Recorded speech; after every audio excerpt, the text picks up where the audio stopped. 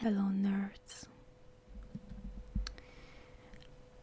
Last time, when I read from the Dungeons & Dragons Monster Manual, I read about vampires and I suggested more to myself than to anyone else that I might read the longer version about Strahd von Zarovich. And I'm doing exactly that today. 2 days ago, my players first met Strahd.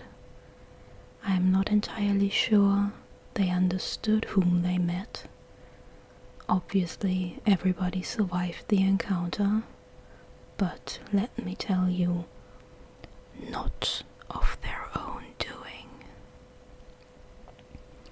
So today I picked up the campaign guide Curse of Strahd, and I am first going to read from the introductory chapter that outlines Strahd's history and his goals and how to roleplay him as a DM. And then I will skip to the end of the book and read from the appendix where the monsters and NPCs are listed with their stat blocks and further information for encounters. So sit back and relax. Close your eyes maybe, lie down, make yourself comfortable, and get ready to delve into the mists of Barovia. Strahd von Zarovich, a vampire and wizard, has the statistic presented in Appendix D. Although he can be encountered almost anywhere in his domain, the vampire is always encountered in the place indicated by the card reading later in this chapter, unless he has been forced into his tomb in the catacombs of Castle Ravenloft. The vampire's history. In life, Strahd von Zarovich was a count, a prince, a soldier, and a conqueror. After the death of his father, King Barov, Strahd waged long bloody wars against his family's enemies. He and his army cornered the last of these enemies in a remote mountain valley before slaying them all.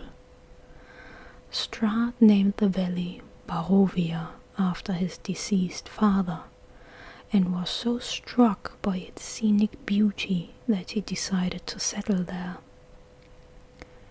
Queen Ravenovia lamented the death of Barov and was fearful of Strahd. War had made him cold and arrogant.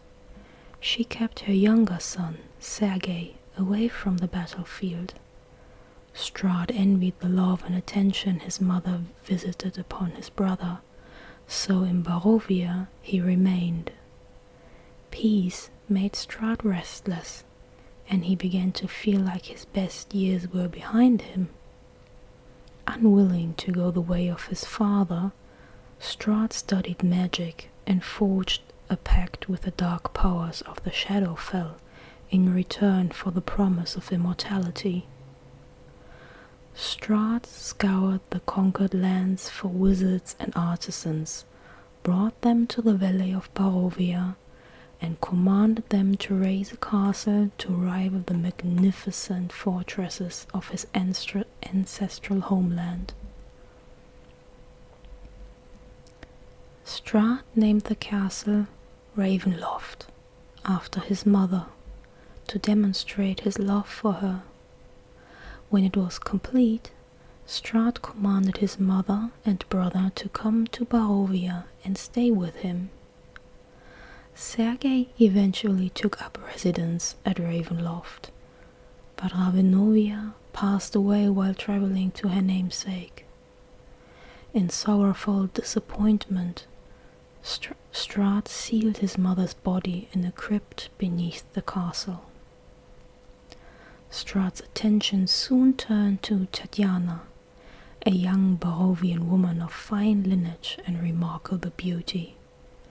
Strahd believed her to be a worthy bride, and he lavished Tatiana with gifts and attention.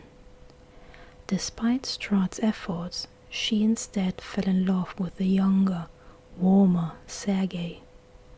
Strahd's pride prevented him from standing in the way of the young couple's love, until the day of Sergei and Tatiana's wedding, when Strahd gazed into a mirror and realized he had been a fool.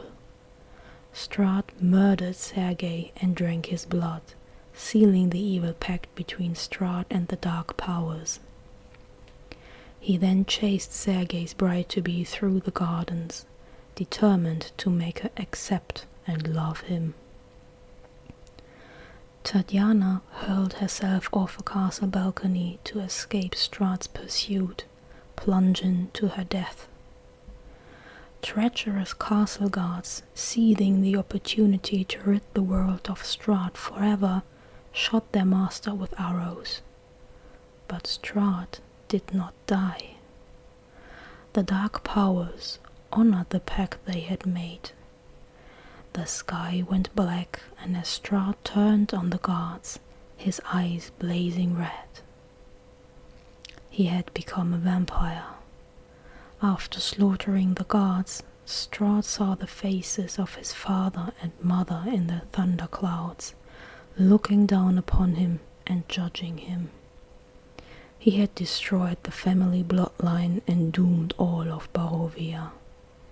The castle and the valley were spirited away, locked in a demi-plane surrounded on all sides by deadly fog. For Strahd and his people, there would be no escape. Strahd has been the master of Ravenloft for centuries now. Since becoming a vampire, he has taken several consorts, none as beloved as Tatiana, but each a person of beauty. All of them he turned into vampire spawn. Although he feeds on the hapless souls of Barovia, they provide little nourishment and no comfort. From time to time, strangers from faraway lands are brought to his domain to play the vampire's game of cat and mouse. Strahd savors these moments, for though these strangers offer him no lands to conquer, they aren't so easily destroyed, and therefore provide a welcome diversion. Strahd believes that the key to his escaping Barovia lies in finding someone worthy to rule in his stead, but his arrogance are so indomitable that no one is ever good enough in his eyes.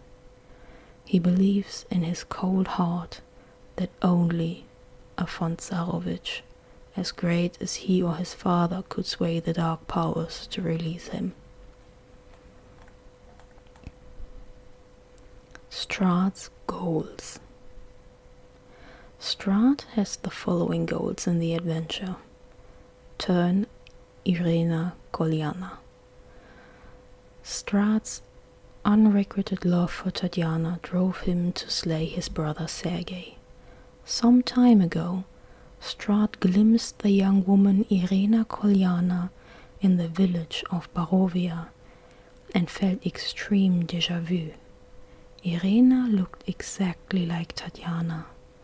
Strahd now believes that Irina is the latest reincarnation of Tatiana, and thus he seeks to claim her. Strahd's evil courtship has led him to visit Irina twice. On both occasions, he charmed his way into her home, the house of her adopted father, the burgomaster of the village of Barovia, and drank her blood. He intends to kill Irina during their next meeting and turn her into his vampire spawn consort.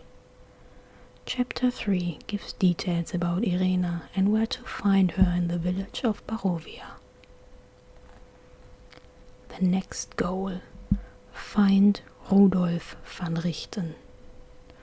Although he is usually focused on making Irina Kolyana his bride, Strahd has been distracted by reports that a legendary vampire hunter named Rudolf van Richten has come to Barovia.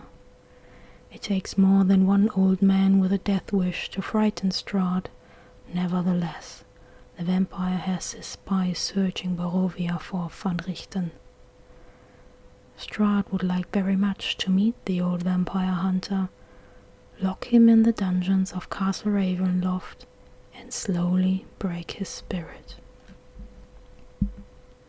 Chapter 5 describes the town of Vallaki, where Van Richten currently resides incognito.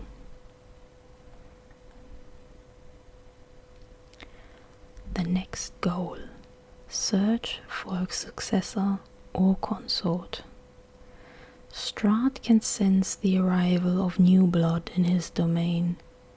When newcomers enter Barovia, he shifts his attention from Irina Kolyana and Van Richten to his new guests so that he can determine whether any of them is worthy to be his successor or consort. Eventually he decides that none of them can replace him as master of Barovia, but he doesn't arrive at this conclusion immediately. Strahd pays close attention to adventurers who are charismatic and arrogant like himself. He focuses his attacks on them to see how much they can withstand. If they crumble easily, he loses interest in them. If they exhibit great fortitude and defiance, his interest is piqued. Even more so if the character displays uncommon knowledge or beauty. Such a person might not be worthy to succeed him, but the man or woman might provide amusement to Strahd as a new possession. Role-playing Strahd. Strahd believes his soul is lost to evil. He feels neither pity nor remorse, neither love nor hate. He doesn't suffer anguish or wallow in indignation. He believes, and has always believed, that he is the master of his own fate. When he was alive, Strahd could admit to letting his emotions get the better of him from time to time. Now, as a vampire, he is more monster than man, with barely a hint of emotion left. He is above the concerns of the living. The only event that occasionally haunts him is the death of Tatiana, but his view of the past event is bereft of romance or regret. In his mind, her death couldn't have been prevented, and what is done cannot be undone. In life, Strahd lived to conquer. In undeath, he conquers still, not realms, but people, driving good souls to become corrupt and destroying those who won't yield. Characters who try to appeal to Strahd's humanity will be gravely disappointed, because there's little humanity left in him. If they ask Strahd why he's preying on Irina Kolyana, he tells them that Irina's body is the host for Tatiana's soul, and Tatiana's soul belongs to him. Strahd can be seductive and subtle when he chooses to be, especially if a person is clever or attractive. Men and women of beauty and cunning amuse Strahd for a time, playthings to possess or discard as he desires. If he senses a lack of cohesion in a party of adventurers, he preys on that weakness and tries to drive a wedge between the characters by promising to help one at the expense of another. If Strahd senses evil in a person, he cultivates that tendency by offering to turn that character into a fully fledged vampire after helping Strahd destroy the rest of the party. Ultimately, Strahd doesn't honor his promise, instead turning the character into a vampire spawn under his control. When Strahd attacks. Strahd isn't a villain who remains out of sight until the final scene. Far from it. He travels as he desires to any place in his realm or his castle, and, from his perspective, the more often he encounters the characters, the better. The characters can and should meet him multiple times before the final encounter, which most likely takes place in the location determined by the card reading. When Strahd wants to terrorize the characters, he pays them a visit, either under the cloak of night or beneath overcast skies during the day. If they are indoors, he tries to charm or goad the character into inviting him inside, along with his vampire spawn if they are present. Strahd and his minions never attack Irena. These encounters are meant to test the characters, not to kill them. And this is very important, my fellow DMs. After a few rounds of toying with them, Strahd and his creatures withdraw. If the characters retreat, Strahd is likely to allow them to flee, savoring their fear and believing he has broken them. Moving on to his stat block and the description of his combat tactics. With his mind sharp and his heart dark, Strahd von Zarovich is a formidable foe. Courage and lives beyond measure have been lost to him. Although Strahd can be encountered almost anywhere in his domain, the vampire is always encountered in the place indicated by the card reading. Strahd's tactics. Because the entire adventure revolves around Strahd, you must play him intelligently and do everything you can to make him a terrifying and cunning adversary for the player characters. When you run an encounter with Strahd, keep the following facts in mind. Strahd attacks at the most advantageous moment and from the most advantageous position. Strahd knows when he's in over his head. If he begins taking more damage than he can regenerate, he moves beyond the reach of melee combatants and spellcasters, or he flies away, using summoned wolves or swarms of bats or rats to guard his retreat. Strahd observes the characters to see who among them are most easily swayed, then tries to charm characters who have low wisdom scores and use them as thralls. At the very least, he can order a charmed character to guard him against other members of the adventuring party. Come to think of it, I think I have at least 2 if not 3 players with low wisdom.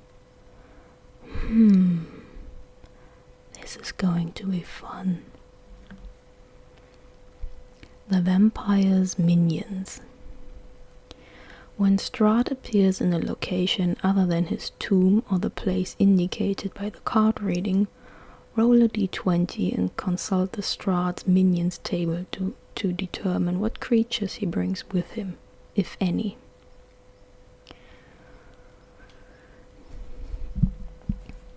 Now his minions can either be dire wolves, ghouls, Strahd zombies, swarms of bats, vampire spawn, or wolves. If the characters are in a residence, Strahd's creatures break through doors and windows to reach them, or crawl up through the earth or swoop down the chimney. The vampire spawn, all that's left of a party of adventurers that Strahd defeated long ago, can't enter the character's location unless invited. The Heart of Sorrow. Strahd can afford to be bold in his tactics, for he has additional protection in the form of a giant crystal heart hidden inside Castle Ravenloft. Any damage that Strahd takes is transferred to the Heart of Sorrow. If the heart absorbs damage that reduces it to 0 hit points, it is destroyed, and Strahd takes any leftover damage. The Heart of Sorrow has 50 hit points and is restored to that number of hit points each dawn, provided it has at least 1 hit point remaining. Strahd can, as a bonus action on his turn, break his link to the Heart of Sorrow so that it no longer absorbs damage dealt to him. Strahd can re-establish this link to the Heart of Sorrow as a bonus action on his turn, but only while in Castle Ravenloft.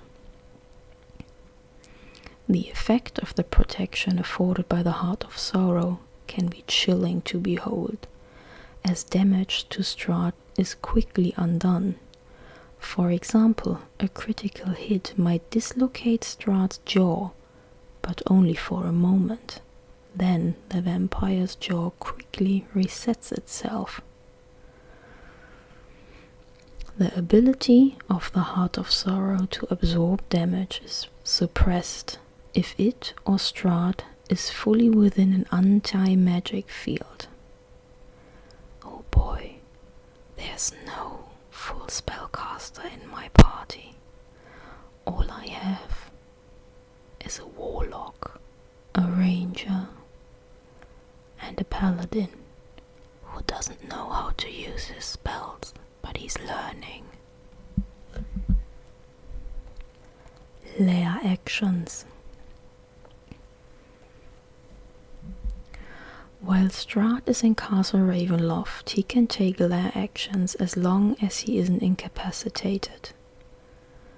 On initiative count 20, losing initiative ties, Strahd can take one of the following lair action options, or forego using any of them in that round. Until initiative count 20 of the next round, Strahd can pass through solid walls, doors, ceilings, and floors as if they weren't there. The discussions on Reddit call this phasing. Strahd targets any number of doors and windows that he can see, causing each one to either open or close as he wishes. Closed doors can be magically locked, needing a successful D20 strength check to force open, until Strahd chooses to end the effect, or until Strahd uses this lair action again. Strahd summons the angry spirit of one who has died in the castle. The apparition appears next to a hostile creature that Strahd can see, makes an attack against that creature, and then disappears. The apparition has the statistics of a spectre. Strahd targets one medium or smaller creature that casts a shadow. The target's shadow must be visible to Strahd and within 30 feet of him. If the target fails a DC 17 Charisma saving throw, its shadow detaches from it and becomes a shadow that obeys Strahd's commands, acting on initiative count 20. A greater restoration spell or a remove curse spell cast on the target restores its natural shadow, but only if its undead shadow has been destroyed. Now,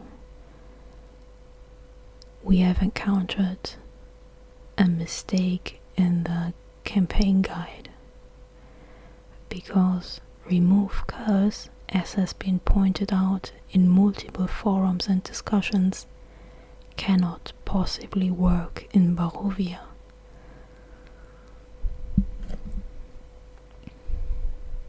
Moving on to Strahd's stat block. He is medium undead. He is a shape changer. His alignment is lawful evil. He has a natural armor class of 16, and he has 144 or 17d8 plus 68 hit points. His speed is 30 feet. He has 18 points in strength, dexterity, and constitution, each with a modifier of 4. His intelligence is a 20 with a modifier of 5. He has 15 points in wisdom with a modifier of +2. And he has another 18 points in charisma with a modifier of +4. His saving throws: dexterity +9, wisdom +7, charisma +9. He gets +15 in arcana, +12 in perception, +10 in religion, and +14 in stealth.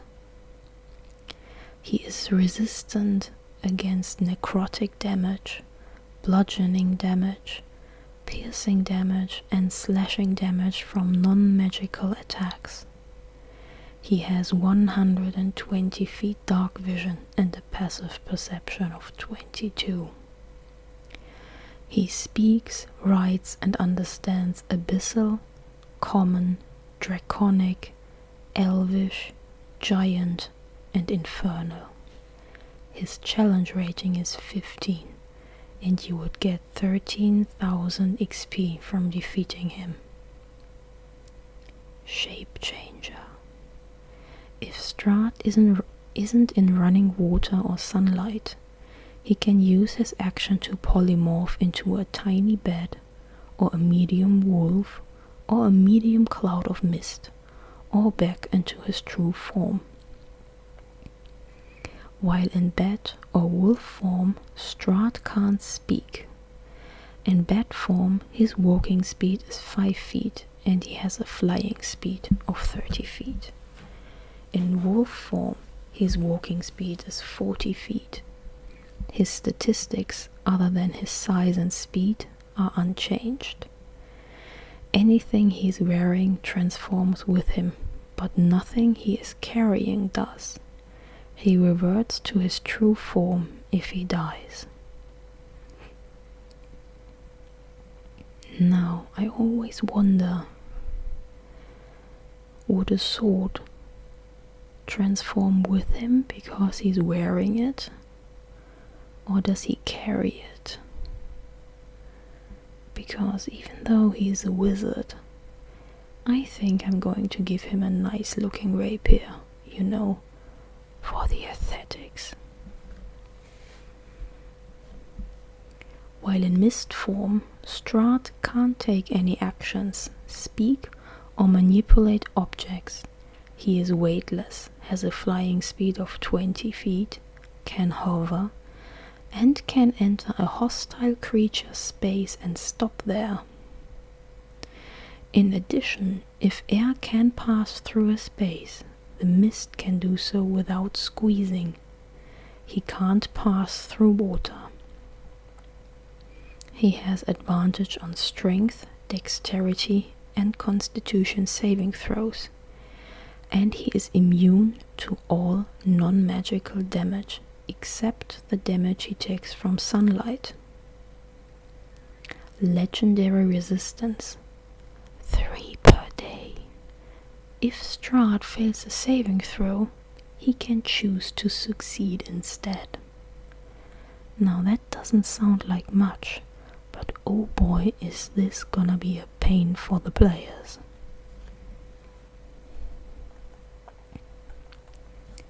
Misty Escape. When Strahd drops to 0 hit points outside his coffin, he transforms into a cloud of mist, as in the shape changer trait. Instead of falling unconscious, provided that he isn't in running water or sunlight, if he can't transform, he is destroyed. While he has 0 hit points in mist form, he can't revert to his vampire form, and he must reach his coffin within 2 hours or be destroyed. Once in his coffin, he reverts to his vampire form. He is then paralyzed until he regains at least 1 hit point. After 1 hour in his coffin with 0 hit points, he regains 1 hit point. Regeneration. And this is going to be brutal. Watch it. Strahd regains 20 hit points at the start of his turn if he has at least 1 hit point and isn't in running water or sunlight. If he takes radiant damage or damage from holy water, this trait doesn't function at the start of his next turn. Spellcasting. Strahd is a 9th level spellcaster. His spellcasting ability is Intelligence, with a spell save DC of 18 and plus 10 to hit with spell attacks. He has the following wizard spells prepared: Cantrips, Mage Hand, Prestidigitation, and Ray of Frost. First level, 4 slots: Comprehend Languages, Fog Cloud, and Sleep. Second level with 3 slots: Detect Thoughts, Gust of Wind, and Mirror Image. Third level, Animate Dead, Fireball, and Non-Detection. Fourth level, Blight, Greater Invisibility, Polymorph. Fifth level, 1 slot, Animate Objects and Scrying.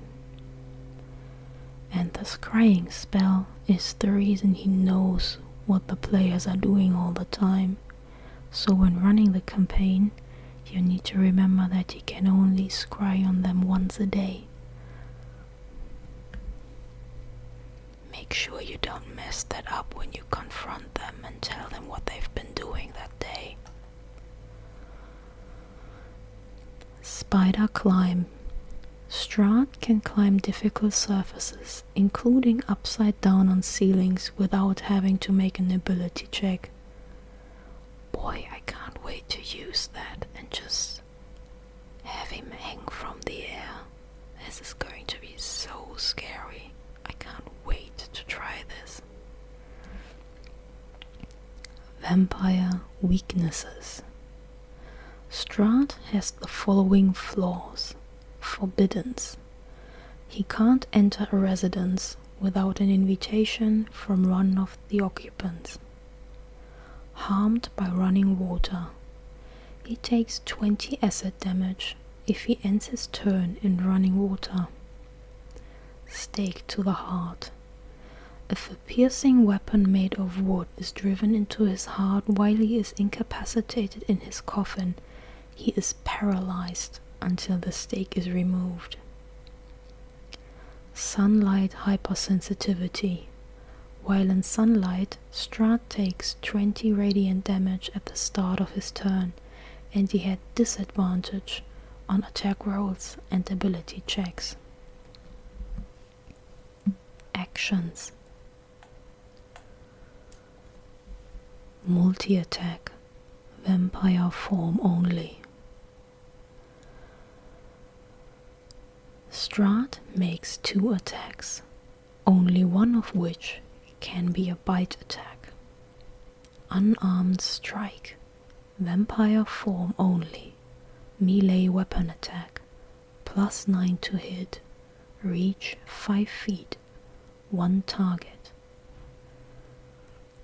When hitting, it deals 8 or 1d8 plus 4 bludgeoning damage plus 14 or 4d6 necrotic damage.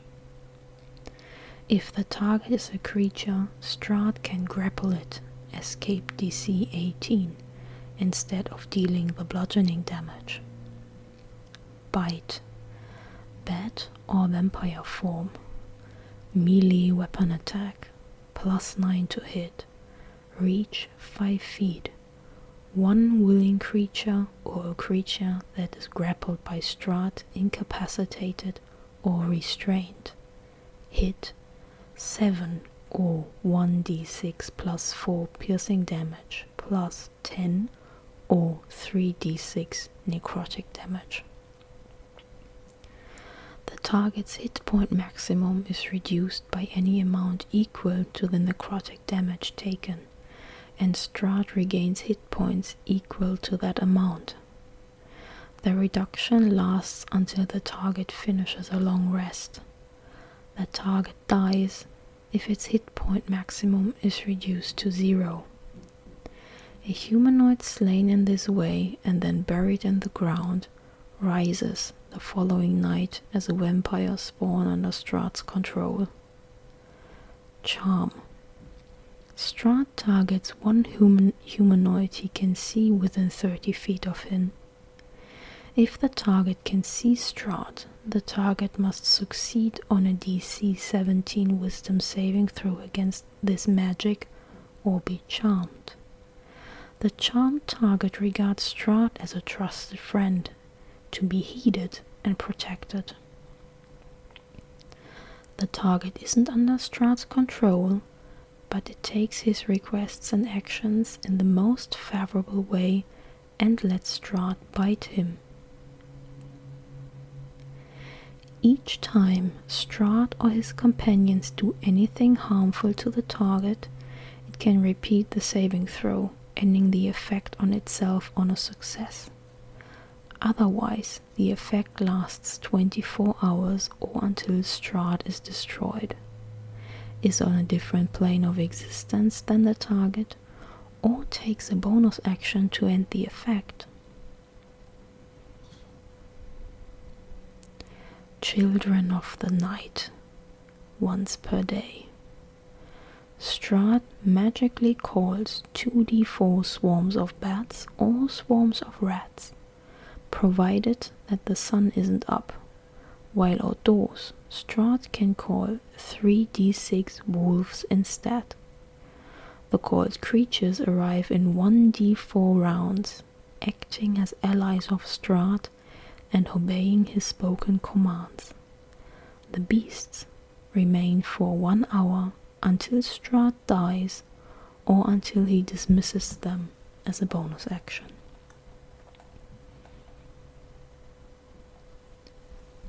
Legendary actions. Strahd can take 3 legendary actions, choosing from the options below. Only 1 legendary action option can be used at a time, and only at the end of another creature's turn. Strahd regains spent legendary actions at the start of his turn. Move. Strahd moves up to his speed without provoking opportunity attacks. Unarmed strike. Strahd makes 1 unarmed strike. Bite. Costs 2 actions. Strahd makes 1 bite attack. So much for Strahd of Zarovich. I am so much looking forward to role-playing Strahd again. He hasn't said much last time. I don't think I'm going to play him as a monster, because that's not fun. I think I'm going to portray him as a broken man, an angry broken man. who is above all things bored. He is bored, and he is so glad that another group of adventurers has found their way into his realm, so that he finally has something to play with, some diversion from being sad and angry all the time, trying to woo Irena. Oh god, I love this. This is going to be so much fun. I hope this is going to be fun for my players as well. The rogue was scared shitless when Strahd rounded the corner and walked towards her, and she did the right thing, turned on her heel and ran for it, and he still managed to grab her, but she managed to slip from his grip. But again, she was scared shitless, and that's exactly what I was aiming for, because my party tends to stab first and ask questions later, and they better not try that with Strahd, because they are all level 3, they're going to die instantly, and I don't want to be the kind of dungeon master that TPKs a party. That's no fun. I want to play with them. So I had Strahd basically say hello and disappear. They don't know that though. I ended that session the moment the barbarian pushed open the door looking for Strahd, because the rogue was shouting for help and he saw nothing. And I haven't decided yet whether he is just invisible and lurking around, or if his deed is done and he's going home.